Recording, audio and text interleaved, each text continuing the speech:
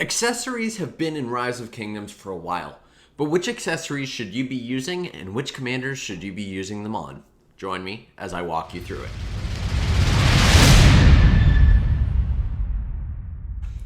Hello ladies and gentlemen, welcome back to another Rise of Kingdoms gameplay episode from your very own Shappy Gaming. Today we are going to be talking through accessories, and we're predominantly going to be focusing on the different legendary accessories available to you in Rise of Kingdoms. If you haven't already, be sure to hit that subscribe button right over there, bottom right hand corner, and hit the bell so you get notified when new episodes come out. So, with that, let's dive into these different accessories, when they matter, which ones you can get, which ones are a little bit harder to get, and the whole shebang. So, the best and easiest way to get accessories is actually going to be in the Season of Conquest shop. And you can buy these different accessories using season coins. And I believe you can probably buy about 2 accessory blueprints in every KVK. I'll have to double check, but I'm pretty sure you can. I've spent quite a number of these season coins already, and we're at the end of our KVK. So you can buy the Ring of Doom, the Greatest Glory, the Horn of Fury, the Concealed Dagger, Maura's Web, Skola's Coin, and the Vengeance Blueprint. You will probably notice that I think there are a couple that you actually can't buy here. And so you can buy the majority of them right there. But there are a couple that you actually can't. And those are the Pendant of the Eternal Night and Seth's Call and Kyrux War Drums. So these 3 you actually can't buy in the Season of Conquest shop, but that's really not such a bad situation. The way you can get the Pendant of the Eternal Night, which if you want, is actually through these barbarian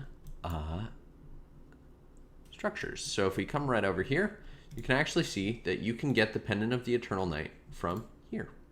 So just something to keep in mind if you are going for that blueprint. When you kill these Bargas, they'll drop them and you can grab them, which is awesome. And they're in the rare chests, which is pretty cool. So, which accessories should you be using? That's the real question. That's why we're here today. Which accessories should you be using? What should you be investing in? And which commanders should you be putting them on?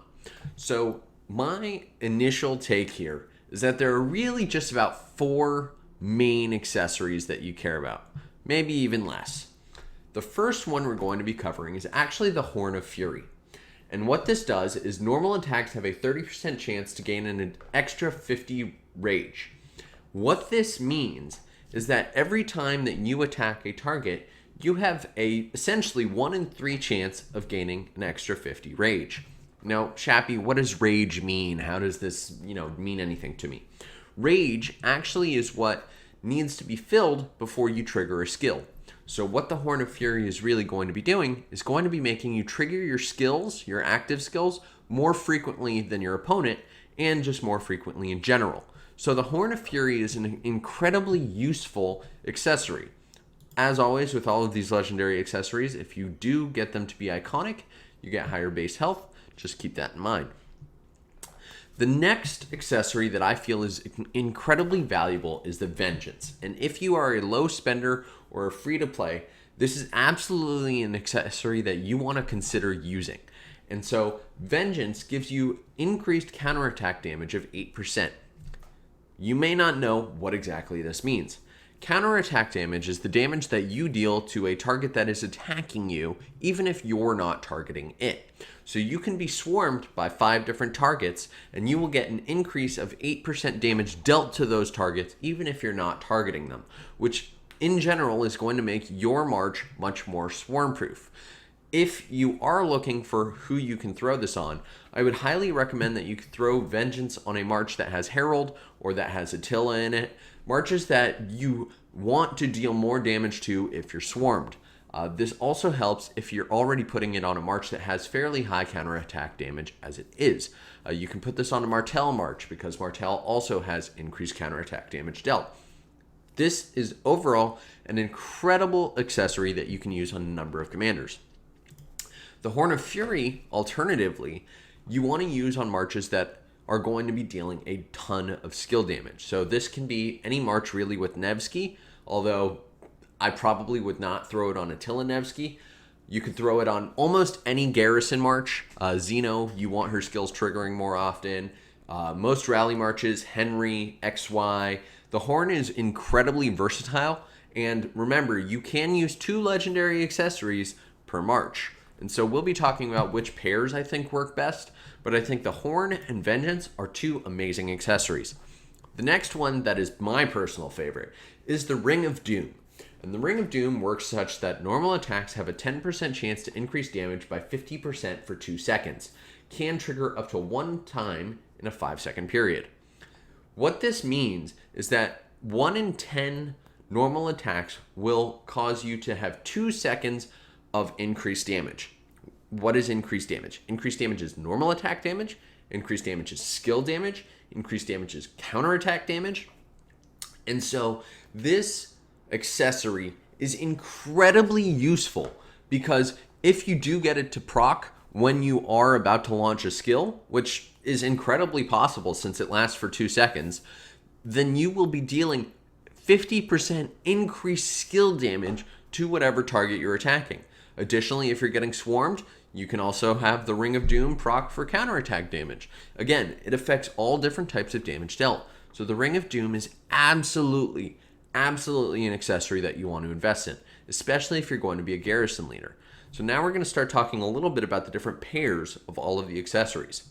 If you are a garrison or rally leader, you may want to be using the horn and the Ring of Doom.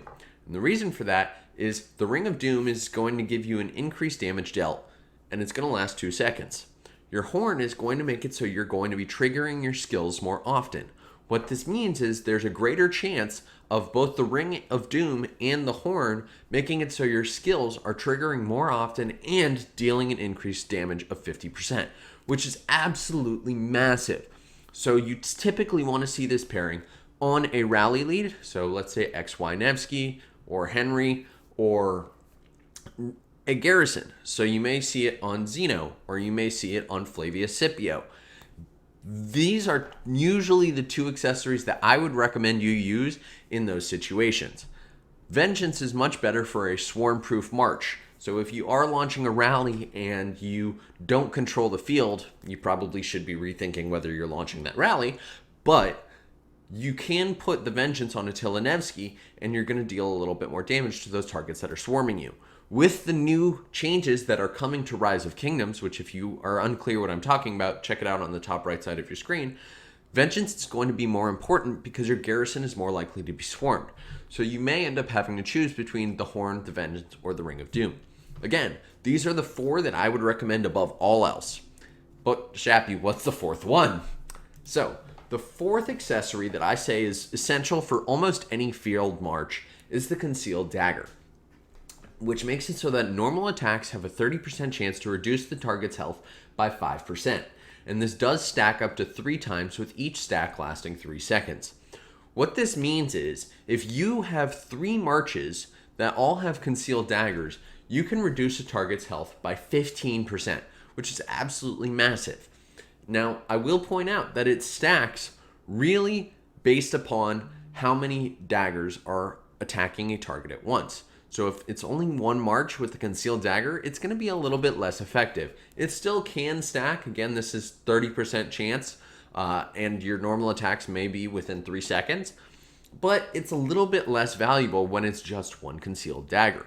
But if you have multiple marches with the Concealed Dagger and perhaps the Horn, which is really the pairing that I might recommend for this, you're going to be dealing a ton of damage, and that's a major debuff on the target that you are attacking.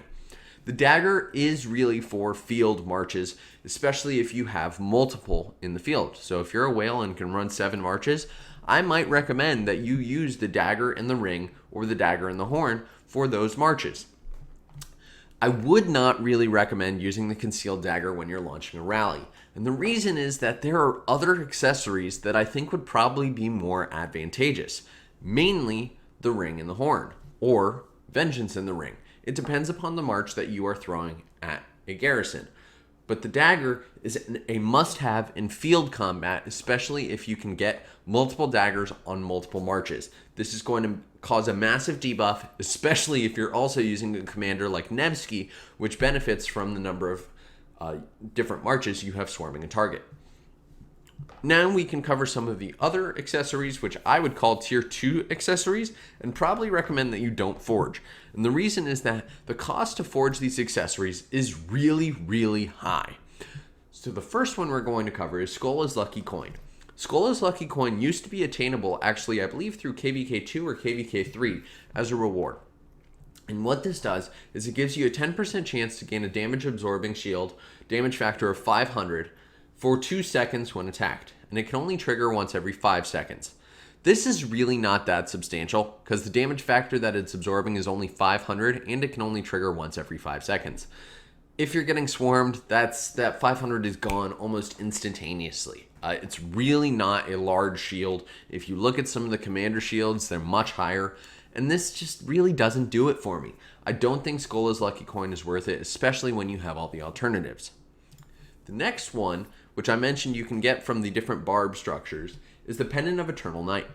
And this is actually probably the highest tier 2 accessory that I will be talking about today. And that is because of the skill damage bonus of plus 5%. If you are using the Pendant of the Eternal Night, and I believe it's the Ottoman civilization, although I could be wrong, you are getting almost 10% increased skill damage. Let's see, what am I right? Is it the Ottoman? Yeah, it's the Ottoman. And you get active skill damage of 5%. So you are getting 10% increased skill damage dealt, which is a huge buff. So I might consider that if you are an archer main and you are running Ottoman. Because if you're running Henry, you're relying on that skill damage. Even if you're running Nevsky, you're relying on that skill damage. And so if you're running XY Nevsky, it may make sense to use the Pendant of the Eternal Night and the Ring of Doom, or the Pendant of the Eternal Night and the Horn of Fury. It really, really depends upon what you want to do. But this is probably the second level of the accessories that I would recommend. I will point out that the Pendant of the Eternal Night is very difficult to get, and it takes a lot of time doing those different barb structures. So just keep that in mind as you go for this. The Season of Conquest shop is going to be more accessible for pretty much all of these accessories. The Greatest Glory. Normal attack damage of plus 5%. This accessory, I will say right now, and you can disagree with me in the comment section, is not worth investing in. You can buy it and in the shop, and then you can actually combine the blueprints in order to buy the Vanquisher bundle, if you want to do that. But I would not recommend forging it. The cost of materials is way too high, and normal attack damage of plus 5% is just not all that substantial. Just gonna be honest there. Next one is Maura's Web, which gives normal attacks a 30% chance to reduce the target's defense by 4% and march speed of cavalry units by 8%. Stacks up to 3 times, with each stack lasting 3 seconds. So as we've talked about, health is the most important bonus that you can have. Defense is not as important. And so when we're talking about debuffing a target, this is very, very similar to the Concealed Dagger, but the difference is this really focuses on defense, whereas the Dagger focuses on health. So if I were you, I would go for the Dagger over Maura's Web pretty much every time. The next two, I will point out, are predominantly for support marches. So if you have a Trajan Mulan in the field or a Trajan Constantine, these two accessories may be worth it for you. But again, if you're a normal player and you're not a whale, I would highly recommend not investing in these. So the first one that we're covering is Kyrux War Drums. And this makes it so attacks have a 10% chance to grant 50 rage to troops led by this commander, as well as up to 2 nearby allies. This effect can trigger at most once every 3 seconds. What this is going to do is it's going to make your support march, really Trajan or Ethelfled, trigger their skills more often. It's very similar to the Horn. But this is also going to make it so that your allied troops or the other marches on the field are going to get a benefit from this as well. And we do see this same process roll over to Seth's Call, which is, again, very similar. Attacks have a 10% chance to grant all of this commander's troops and up to 2 nearby allies 10% increased attack for 3 seconds. If you are running a support march, this is worth it for you.